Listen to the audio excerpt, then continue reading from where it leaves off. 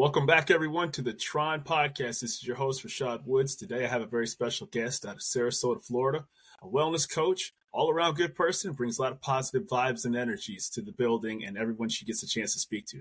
Karen Rudolph, ladies and gentlemen. Thank you. Thank you so much. It's such an honor to be here. I really appreciate you carving out the time. You have a very fascinating story. You really help people reach their maximum potential, unleash confidence, their real authenticity, and you've done this for a number of years. So please, how did you get into this field? Gosh, it's if I really go back, it started where I believe the kids were to be seen, not heard. I would ask a million questions, and my dad would say, "Go outside and play. You asked too much. Go away." Yeah. But subconsciously, as parents, we don't realize the impact, right? There's always a cause and effect. Of course. So the impact on me, what I made it mean was, I wasn't worthy because I wasn't getting my questions asked. Mm-hmm. And then fast forward, I get into a realm of nursing and I start questioning the doctor. Gave me a script to send a patient home, discharge a patient. And I looked at it and I'm like, but you're not getting to the root cause. You're just masking the symptoms. And he blew me off and shut up and do your job. And if you don't do your job, there'll be other people. Of course. And then fast forward from that, my mom at age 72, I believe it was, took on painting classes. And she had no one to share her paintings with. I was 2.5 hours away. Yeah. I had small little kids. I had like one here, one here. And I'd be on the phone going, Mom, Yeah. She was a hypochondriac, and that was her way. She had unworthy conversations, mm-hmm. and she felt like she wasn't enough. And by doing so, she ended up going to the doctor and saying, I have a migraine. And she would bring her paintings underneath her arm, and she would show the nurses, and they'd ooh and oh my God, that's beautiful. Da, da, da, da. Right. And she'd go, come home with a prescription, and then 2 weeks later, she'd create a new artwork and call them up and say, well, the medication you gave me made me nauseous. And they would ooh and ah over paintings, and so it went. And it was probably, I remember one day I didn't hear from her, and I was like, something's off, she's always complaining about something, Yeah. And I call her up and she was slurring her words, and I stopped, got a sitter. And I went out, I dropped everything, went out to go see her. And she was laying on the floor in a fetal position. And I look up and there's 19 medications on her bedside. Wow. 3 doctors not communicating together. And I went, the buck stops here, not on my watch. Of course. I've made it, and I shifted into more of a holistic perspective. And I've done many, neuroscience, quantum physics, all of these things. Right. To get to the root causes of a lot of what our ails are, because the body is always talking. Right. We don't. Right. Well, it's funny you mentioned that, because I can't tell you how many times, when you get a prescription, you get a medication, you don't even hesitate to just go to the drive-through, grab it, look at the diagnosis, and then, and then you're just taking it and you don't check the counter side effects. You're not looking at whether or not, it'll say little things like don't do well driving, or, have XYZ amount per day, things like that. But you don't actually really Google it, look it up, and see what the side effects of it are on you, or whether it's counteracting what you're taking. You're just taking it a la carte blanche and be like, okay, the doctor says take it, just take it. And it's not usually until there's an adverse effect that you start saying, hey, man, there's something funky with this thing. I took a medication one time that got me really nauseous one time. I actually ended up going to the hospital for it. So to your point, how much are you actually researching what you put into your body on a case-by-case basis, which probably led you to your next field of, your ultimate career. Exactly. Because when you think about it, most people want relief. There's always, right? For every action, there's an opposite and equal reaction. Mm-hmm. That's physics, right? Right. So most people don't look at the cause and effect aspect of it. All they know is they want pain relief. They want instant gratification. Correct. That's what drugs and alcohol are all about. 100%. So depending what your thing is, right, is going to depend on what the outcome is going to be. And there's always going to be an adverse reaction, especially most people don't consider if you're taking, like my mother, case in point, she was taking one drug for this something, and then she's taking this, but you're putting 2 chemicals together, there's going to be a reaction. Absolutely. Right? So when you put 19 of them together, combustion, Yeah, I mean, worst case scenario is death, but that's the extreme to it. But unfortunately, it doesn't really take much. It really doesn't. There's some really powerful medications that I remember one time I had my teeth pulled and I took a Vicodin on an empty stomach, Oh, God. Oh, it was, Yes. oh, you want to talk about like, oh my gosh, it was one of the most painful experiences of my entire life. So you've had the fortunate distinction of overcoming, I believe, was it a horse riding accident, if my understanding? It was a horse riding accident. Yeah. Oh my gosh. I have horses. I'm not far into this. Okay. Been around horses for years and years and years. But consider when you go to a foreign country, especially a third world country, they do not take care of their animals the way we do. Okay. So this particular horse, I went down to Costa Rica after COVID. I decided I'm stuck in the house. I want to get out. I want to meet people. There was a retreat down there, and I'm like, I'm going. For sure. I don't speak Spanish. Right. But on there it said horseback riding, and I thought horseback riding at the beach, man. I'm all over that one, right? Yeah. It's one of my favorite things to do. Right. That was like day 2. The horseback riding was day 2. Intuitively, and I am one that follows my intuition. I'm very intuitive. I utilize my intuition very greatly, depend on it for my business. And part of the Tranquil Solutions clarity tool, which I created, is all about tapping into your intuition. Right. At any rate, I was down there in Costa Rica. My intuition told me, do not get on that horse. And I went to them. They were all getting ready to go. And I said, I don't feel right. I don't feel that I should be going. And they're like, no, you got to go. This is your thing. And we love you. You're the horseback rider in the group. And we really want you to come. And I'm like, no, I don't think I should be going. I allowed myself to be guilted into it. Oh. And I decided to go. And beautiful horse. He was probably one of the tallest horses in the group. Oh, my goodness. Right? So I get on his back. And, of course, they're hacking, which is walking towards the beach the long way, right? When we get to the beach, they take off. My horse pulls back. And I'm like, what the heck? Like, come on, let's go. Yes, yeah.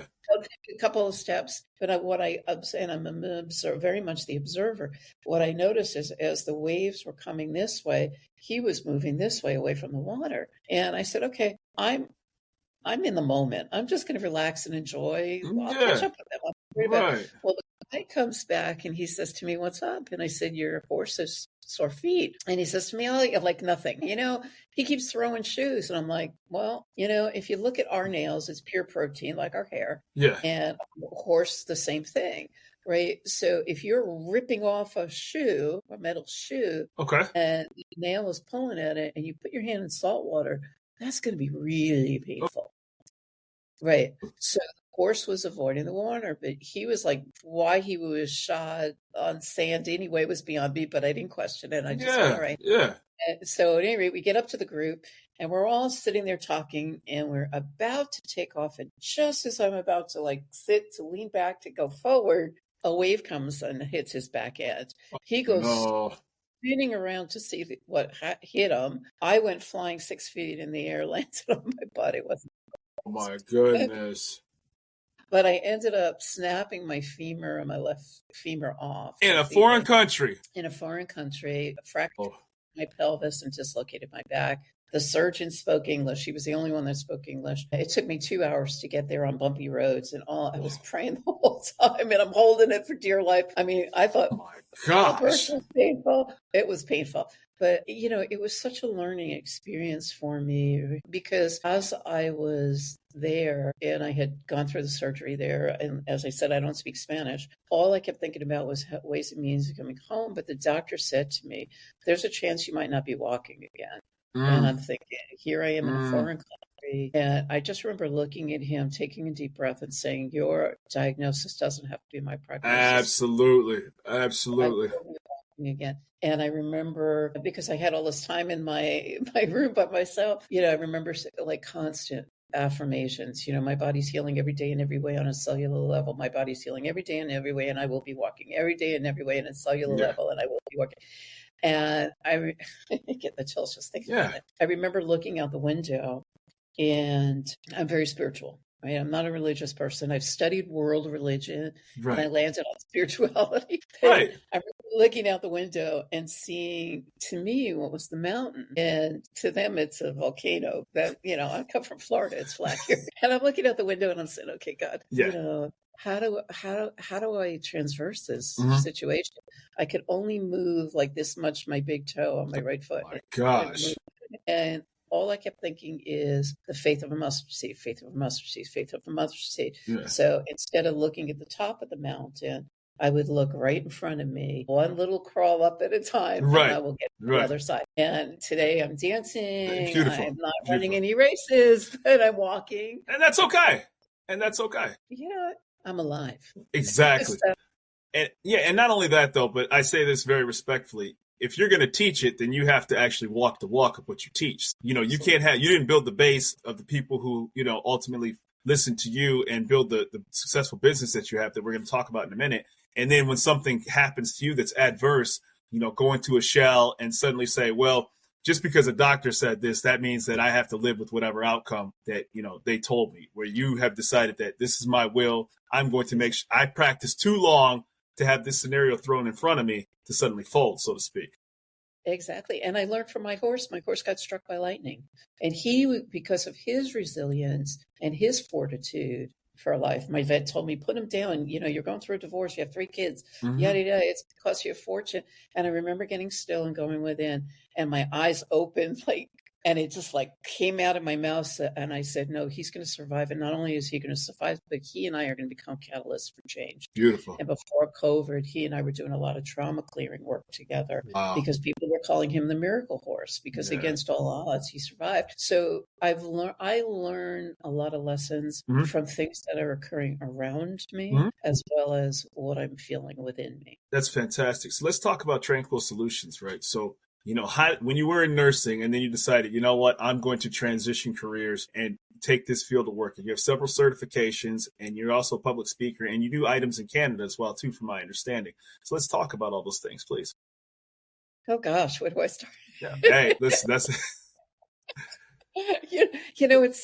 it's almost embarrassing to say, because when I declared myself as a catalyst for change, right, in the beginning was the word. So word creates reality. So I started looking, and of course that was around the time The Secret was coming out, or had come out, and it was all about manifestation. And I'm saying, what's missing from this? What's missing from this movie? This just doesn't feel right. And then what I've come to find through the years, it's aligned to action. Right. I can sit there and think about it, but what am I doing? I mean, I was affirming that my body was going to heal and I was going to walk, but what am I going to do to align myself for what I want, right? Which is in essence manifestation. And I was looking at things like that, and because I was on a spiritual journey, for me, everything is energy. So if everything is energy, what am I going to do? Cause and effect, right? Right. How to respond to the situation rather than react to it in a way that's going to really forward momentum.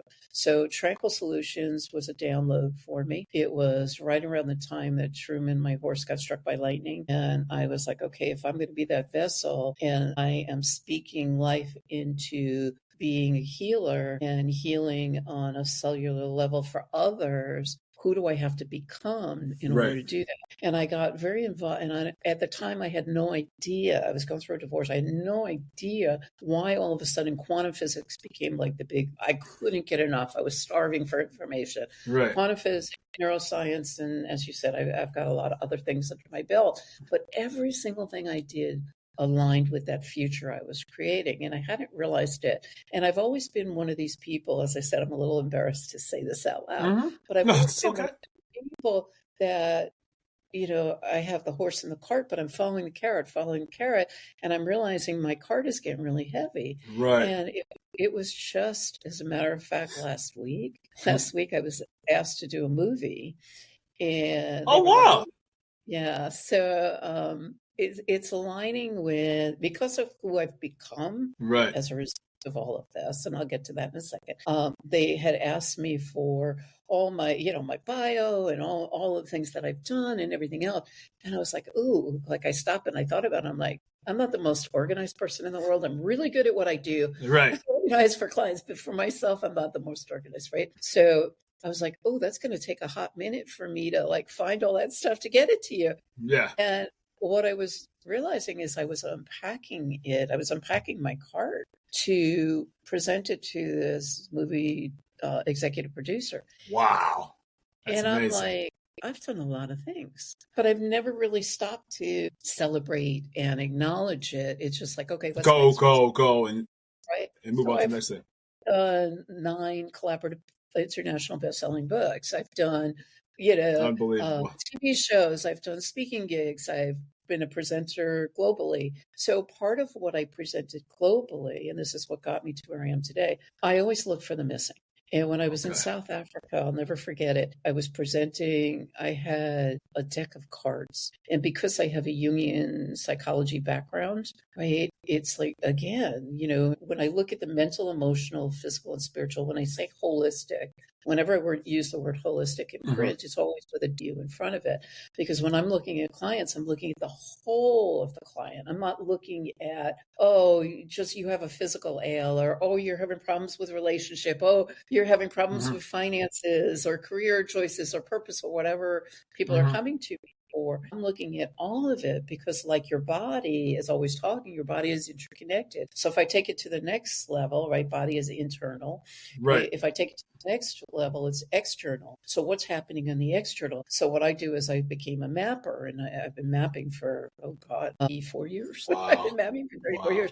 So at any rate, when I get a client, I'll map it, and I'll see connections because it creates whole brain thinking. I'll see connections, and I'll say, well, you're saying this, but have you looked at here? And they're like, oh, no, I haven't. I'm like, well, let's go exploring.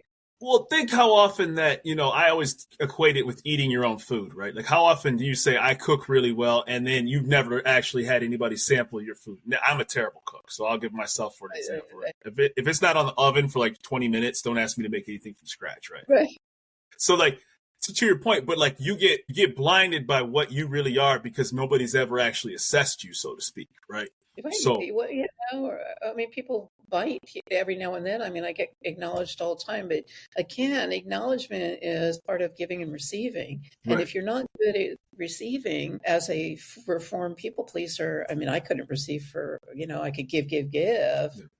I've got stories up the wazoo, but I remember during hurricane in Louisiana, Katrina, I decided to volunteer with I have 3 daughters, decided to volunteer with my daughters at one of the local churches where I was living. And they asked me to paint the floors, and they asked my daughters to be in the kitchen. And I looked at them and I said, I don't mind volunteering. I have asthma. I'm not going to be painting floors. I'll do it. Yeah. Right? So spirit is really funny. It works in mysterious ways. So they put me in with a financial planner. The room was extremely small and crowded. It was, imagine this rectangular space. And everybody gets in, and they're like crawling into their spaces around the room. And I'm the last one to get in. Lesson learned. A speaker will always, like, we read from books from left to right. Yeah. So he's out there with his finger, and he's like all godly and everything else that he says to this group. Who in this group likes to give? And everybody's like, yeah, me, pick me, kind of thing. Yeah. And I'm like, yeah. And he literally leaps across the room into my face. Out of everybody's face, he's in my face going, you're robbing people of their joy. You're not allowing them to experience the same thing. And I went, ugh. And in that minute, I shifted like that. Really? So now when people contribute, it's like, thank you. For sure. I don't have anything else. But it was a lesson I had to learn to get me to where I am today. So I look at everything as an experience, as a lesson. Part of who we are becoming is as accumulation of the lessons learned, not just the experience, but the lessons learned. Right. Without question. And, I'm curious, when you are coaching your clients, and you're developing those personal relationships and people are opening up to you, what age demographic are they, or what's their situation they typically come from? And what is exactly like the steps of, hey, I don't know, do you do some sort of personality test or something like that to try to get who they are to ultimately come to a solution of what they're looking for? I know the question. It is. Okay. So the basic of it is, let me say, basic of it is I speak entrepreneurial women, right? I finally got to that point. Before it was like anyone and everyone. Right. And, right. My coaches will say, no, you got to niche it. No. And it's so ironic because I'll say entrepreneurial women who are going through overwhelm and they're feeling stuck or stopped, or, they're low energy or that sort of thing. Men show up all the time. So what am I going to do? Turn the men away? No, I enjoy that just as much as I do women. So I'm going to say it broadly, men as well as women. People get stuck. People of course get they stopped. do. 100%. right? Especially when it comes to health and well-being, when it comes to finances, relationships, and health, Right. right? They're all interwoven. So I don't turn anybody away. Well, let me reframe that. I do turn people away because if they're not willing to want to do the work and it's going to be exhausting for me, Of course. say thank you very much. We're not a good fit. We're not a good fit. Right. Exactly. So I have done that in the past, but by and large, people who come to me are already in the place where they want that pain relief. They want that magic pill to pop, but the magic pill isn't a pill in my case, right? It's more, I create a magical space for them of safety, number one. We create a space where they want to do the work. They're curious to do the work because Absolutely. they know, I create that space of ease for them because they want that personal freedom at the end. And what is it going to take? Yeah, is it going to take something? Absolutely. So after all these years of experience, I was listening. I was down in South Africa. I had gone for a conference, and it was a back-to-back an ACA conference, which is a creativity conference. And I was listening to I went to the business meeting first, and I was able to support the business people. And yet when the teachers came in, my heart, and then again, I'm a mom, with kids of my own, my heart went out to the teachers because, well, number one, they had heard about my talk with the businessmen. Mm-hmm. So I ended up getting like 56 people in my room, which were not just educators, but they were superintendents and all these people, directors and stuff, because they had heard what I was talking about. After I came back the second year, the first year I listened and I thought about it for the year, and I'm like, okay, there's a ways and means that they're not seeing that I'm going to support them in. I didn't know what it looked like, but I declared I was going to do that. And as a result of that, I changed the educational system in South Africa. That's amazing. That's absolutely amazing. That is incredible. You never know who's listening. You never know who's watching, and you never know the impact you're going to have. I didn't go in there thinking I was going to have an impact. I just thought, I'm going to come up with creative problem solving solutions. So in essence, I do a lot of creative problem solving. As a child, I loved manipulative puzzles. The flat ones bored the heck out of me. Yeah. So today, I look at my clients as a puzzle. Like, how are we going to put these pieces together and make it fit, So. And I think there's something to be said when people are actually talking to a stranger who's qualified, because then, if you're talking to your inner circle, you can you already know me. There's nothing really to talk about. So, but then when you have a chance, hey, this is what you specialize in. And they're like, man, I really need to get this off my chest. And I'm so glad that I just had a chance to verbalize what my, because people lose their purpose, right? And, or even for me personally, this is just briefly, I always thought that I was in shape. I do martial arts. And then one day I saw a video of me doing martial arts. And I was like, who is that guy? I didn't realize that I was actually much larger than what I was because the video didn't lie. And then once there was there's nothing that could pretty that bad boy up, and here I was thinking I was feeling like, I'm in shape. And you're like, no, you are not. Right. And nobody spoke on it. I just saw it for myself. And then that became some changes when it came to dietary and actually nutrition wise. And then I started to actually feel much better. And I didn't it was completely awareness, 100% awareness. Everything is awareness. It was very humbling, very humbling. Yeah. Yeah. So that's where I love awareness, because then you get to choose. It's always a choice. Correct. And then you decide from there what you're going to do about it. Right. And you don't do anything. It's still a choice. Right. So, cause and effect. And I think the beauty about it, similar to your work, is the result, what you see is not going to lie to you. Right. So when you're sitting down and people are talking to you, and I'm not assuming about your field by any stretch of the imagination, but I would imagine is you're listening, right? They're talking, but you're taking notes. You're being very detailed about it. Now, my question is, are you doing these in person? Are you doing these over the web, Zoom calls? And do you have a staff? I do have a staff. I am doing everything since COVID. I'm doing everything on Zoom now because it just makes it easier. I prefer the connections. Yes. But again, this next best thing is like this. I'm seeing you. I'm seeing your facial expressions. I'm seeing your energy. Even though it's not in front of me, I'm seeing it differently. I'm reading that energy, right? A good speaker will read the room, right? A good coach will read what's going on or not being said, kind of thing. And that's what led me to really create, after years of experience in taking that. I always said there's got to be a way to replace Karen. Because I want a life too. I'm number one. Absolutely. And number two, I want to leave some sort of I don't want to call it a legacy, but in a sense, it's a legacy. Mm-hmm. And I created the Tranquil Solutions Clarity Tool, which is, for me, a groundbreaking. It took me 15 years of research and development. Wonderful. We've been beta testing it for the last 2 months, and it's getting incredible reviews. I was doing that in person prior to digitalizing it. It's a self-guided experience that's designed to support individuals reconnect to their inner wisdom, shift their perspective, and create a more grounded knowingness or clarity. Wonderful. When it matters most, like decision making and such. So it's a subscription-based product. It's available now. And I'm getting so many amazing, like, oh my God, where were you? So it's like having me and my experience from 2007 to present in your back pocket 24/7 on any digital product. That's wonderful. And I'd love to hear more about that too. And just briefly, because I know there's a lot to talk about. I'm just so fascinated. What is the 5 ways to create a ripple? I saw the video about that, but I thought that was so fascinating, and I was like, okay, let's create a ripple. So and I was like, I got to find out. And so just explain detailed what that is. Okay. That was my very first book. Yeah. Years ago. So let me briefly go back to it. Yeah. Number one was basically, and I'm going to brief it because I remember there were 5 steps and I listed all the steps, but right now I'm still waking up for me. No, it's all good.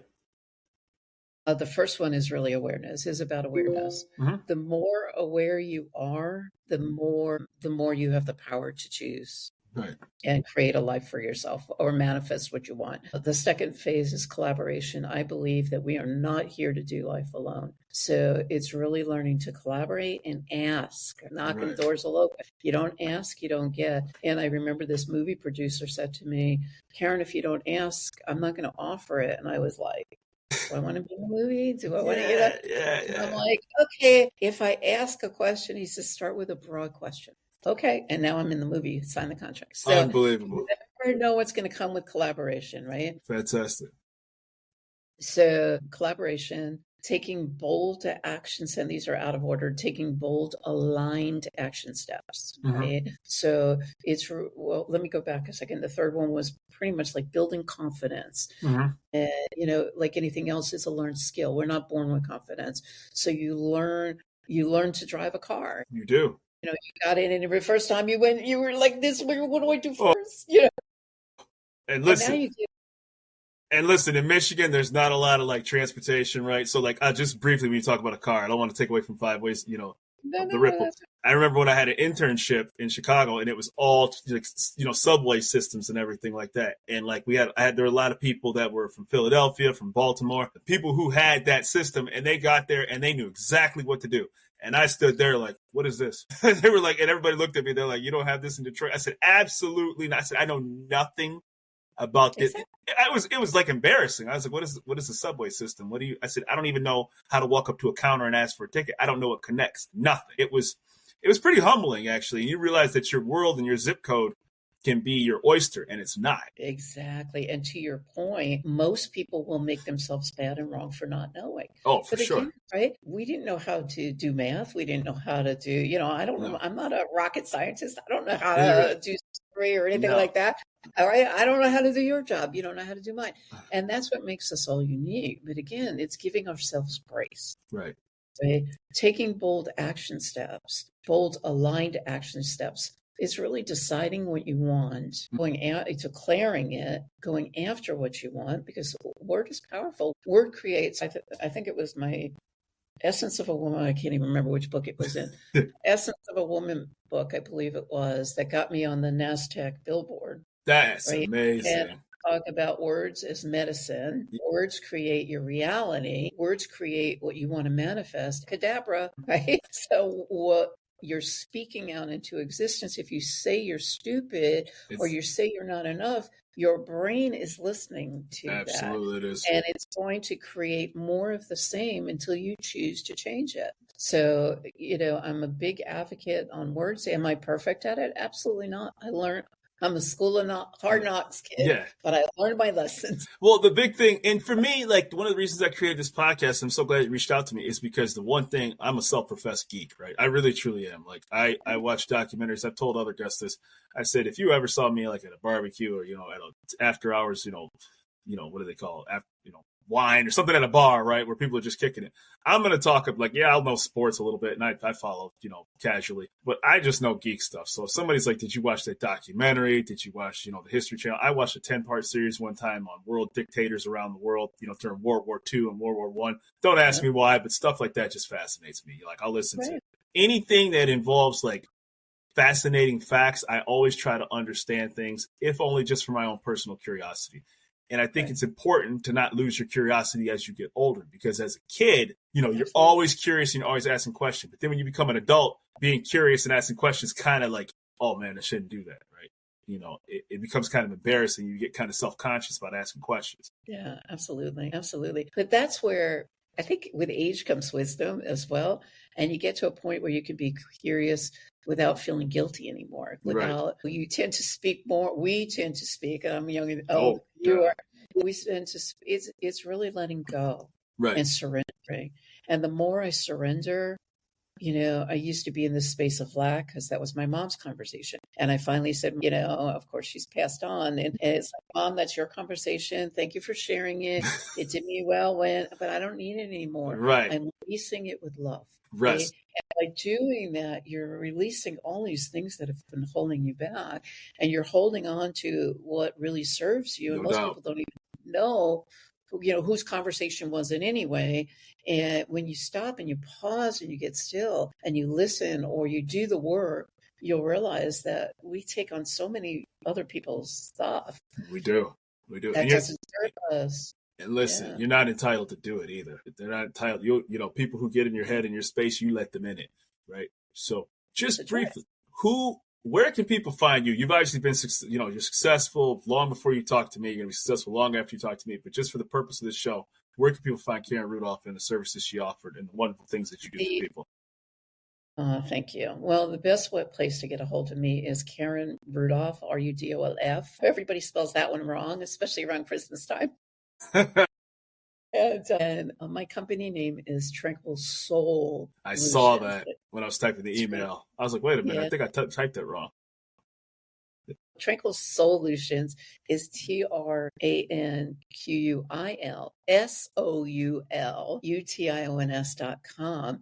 And if you go there, I have a gift for you. Right. Happy to give that to your listening audience, and a way to get there's a link there for the clarity tool as well, if anybody's interested in that. A whole thing about me, and actually my team is in the process of updating and revamping my website. So wonderful. Hopefully it'll look pretty good by the time you get there. Yeah, I was impressed at what I saw. So, you built a wonderful company. You travel, from Africa to up to Canada, and I'm sure 30 minutes doesn't do justice to all the things that you've actually accomplished and will continue to accomplish. But the T.R.O.N podcast is all about reaching out to people like yourself and picking their brains and being able to inspire others and realize that, I know it sounds like a cliche, more people think like you than don't. And when you find people that find their purpose and find their better versions of themselves. Right. Exactly. I got to tell you, this has been a blast. Well, thank you. Yep. Myself as well. I'm so grateful. And I'm jealous. I'm jealous of what looks like great weather outside too. It's beautiful here. Yeah. It's getting warmer though, but it's beautiful. I've been in there in June and July, and it's a tough one. So thank you so much, Karen Rudolph, and I wish you all the best. And I'm so glad you took the time out to talk to me. Thank you, Rashad. Such a pleasure. Awesome. Have a good one. You too.